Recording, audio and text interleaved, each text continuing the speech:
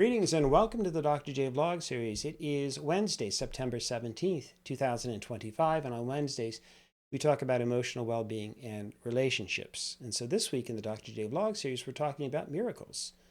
So let's talk about that as well in the context of relationships. So in If Beale Street Could Talk, the famed author, writer James Baldwin wrote, "It's a miracle to realize somebody loves you," end quote. And really, who doesn't want to be loved? Especially in that sense of maybe, finding a life partner, or dare I say even a soulmate. Yeah, there's a problem here. We don't necessarily know if we're going to find such a person. And how could we ever be sure if that's the case if we do find someone? And remember that unless you're one of the very lucky few who finds that special someone the first time out, your batting percentage when it comes to relationships can only get worse over time. So, you're one for one with your first relationship, at least if or until that one ends. And you start again. So then maybe you end up being 1 for 2 and batting 500. But if the second relationship doesn't work out, well, then you're now 0 for 2. And then you have to get back up to, into the batter's box, get back up to plate again. And the best you can do then would be to have a successful third relationship. So if that works out, then you're going to have a lifetime success rate or batting average of 333. And of course, you may know folks out there, there are many out there, maybe you're one of them, who've had 4 or 5 or 7 or 10 or more quote unquote failed relationships. What I mean by that is just not a permanent lifelong relationship with a life partner. And if that's the case, how can you ever then be confident that you'll get into some kind of a fully committed, truly successful, loving, and lifelong relationship? In fact, the odds would be stacked against you or against such people after so many failed attempts, as it were. And to be fair, there may be people out there who don't care to have a permanent relationship with someone, or they've chosen, to live their lives alone. I know one such person, and that falls into that latter category. Or they've chosen to live their lives through a series of relationships, one after another, some shorter, some longer, and so on. So, and again, I say this without offering any judgment. I'm not being judgmental in this sense. It's purely a statistical matter. And you can judge for yourself where you fall in this regard. So let me put the issue then a little bit more starkly. Have you ever thought something like, well, no one's ever going to love me, or no one could ever love me, or again, maybe, well, it'd be a miracle if somebody loved me. Now, again, I don't have any statistical figures in this regard, but I'd guess that many of us have felt that way, at least at some point or another in our lives, but especially if we've had 2 or 3 or 4 failed relationships in a row, one after the other. In baseball terms, we'd be saying something like, well, it just feels like I'm in a slump, and I'm not sure if I'm ever going to get a hit again. But here's the thing, sometimes people just don't fully commit. They often just give up too easily, especially if they hit certain bumps along the way, and they don't get into the batter's box, and they don't try to get another hit, as it were. So, but more realistically, so what happens so often in our lives, in our relationships? Have you ever had that sort of wonderful feeling of initially falling in love with somebody, right? And just thrilled to be together all the time or whenever you can, that with that special someone? I mean, who doesn't enjoy that overwhelming feeling of joy and happiness that you've found somebody special, and you have that flood of emotions that just washes over you almost like a drug? It makes us silly or do nutty things or willing to call in sick just so that we can spend the day with that person, and so on. But then, as one of my favorite songs from my favorite singer-songwriter, and regular listeners will know who I'm talking about. Yes, Dan Fogelberg. But he wrote this classic song, one of my favorites, "Make Love Stay." And here in part are some of the lyrics. Now that we love, now that the lonely nights are over, how do we make love stay? Now that we know the fire can burn bright or merely smolder, how do we keep it from dying away? Elusive as dreams, barely remembered in the morning, love like a phantom flies. But held in the heart, It pales like the empty smile adorning a statue with sightless eyes. Moments fleet taste sweet within the rapture, when precious flesh is greedily consumed. But mystery's a thing not easily captured, and once deceased, not easily exhumed. And it goes on from there, but I love the melody of the song too, his guitar work in the song, and so on. It's one of my favorites. Excuse me. So he talked about his motivation, actually. I heard this.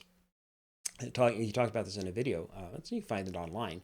But he talked about his motivation behind writing the song, which was generated from his reading of the 1980 novel Still Life with Woodpecker by Tom Robbins. And so Robbins' book addresses this concept of how do we make love stay? That's where he got the line, literally. But how do we make love stay in the late 20th century? Again, kind of from a more philosophical perspective. And this really struck a chord with Vogelberg, no pun intended.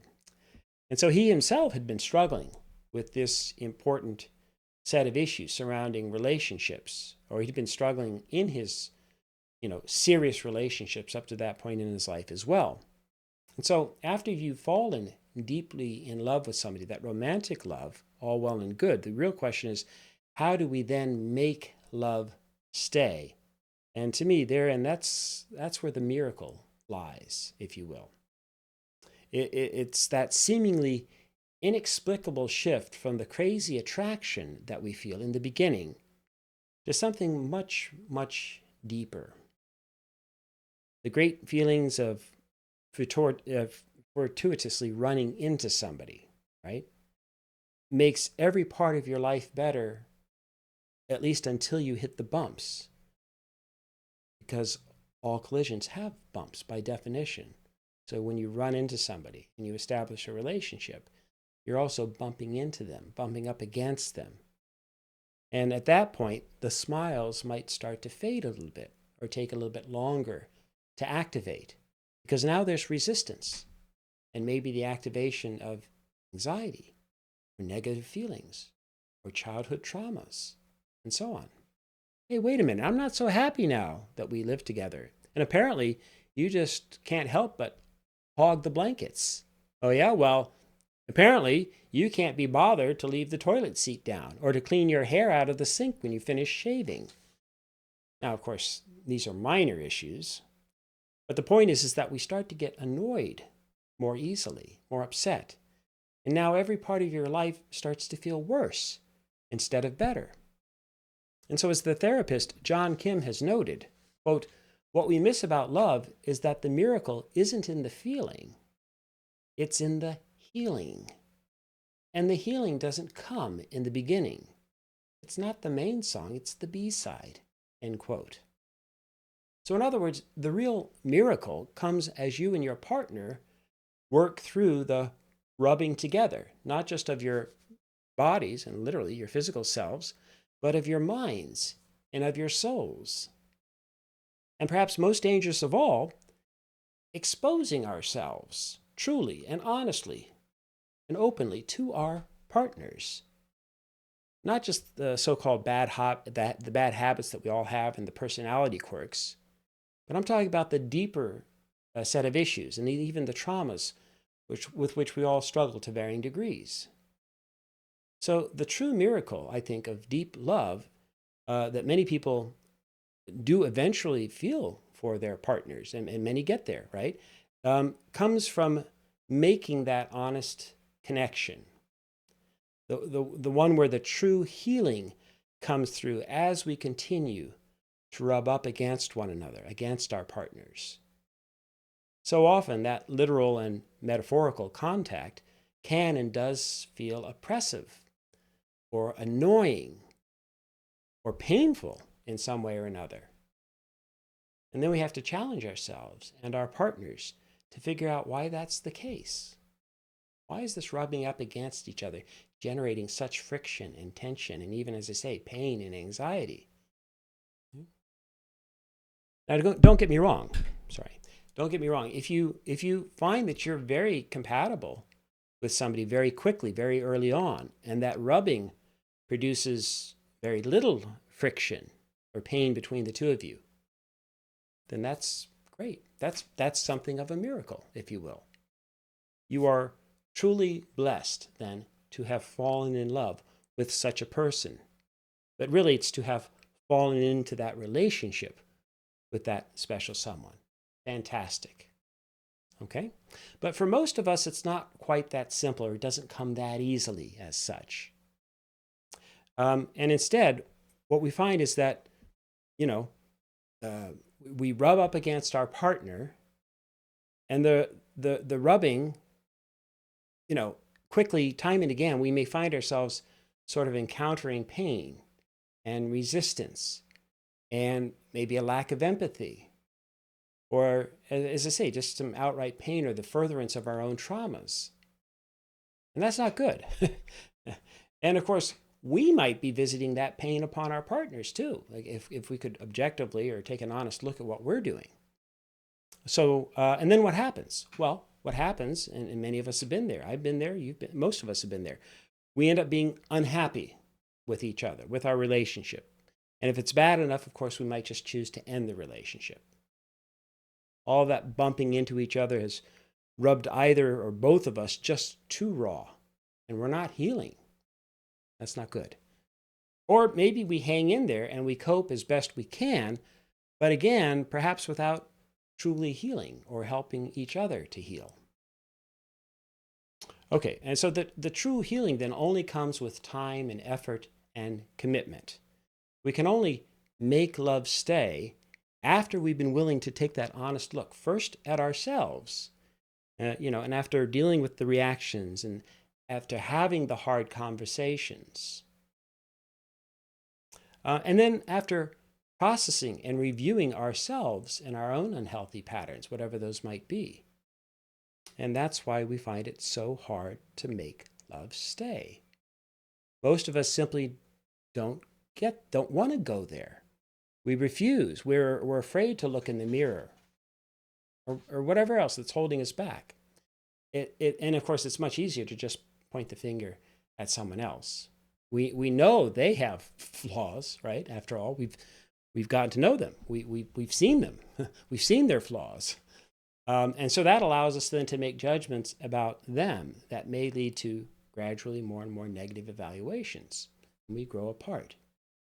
So really, love really does require then both partners opening up and being honest about themselves, and then being willing to work through the difficulties and the traumas that each respectively may have. And sure, it might be that one person has a lot more traumas and skeleton in their closet and so on, right, than the other. That's fine. It doesn't have to be equal. The point is, we come with our different lives and selves and lived experiences, and yeah, we're going to have, differing kinds and different amounts of different sorts of traumas, etc.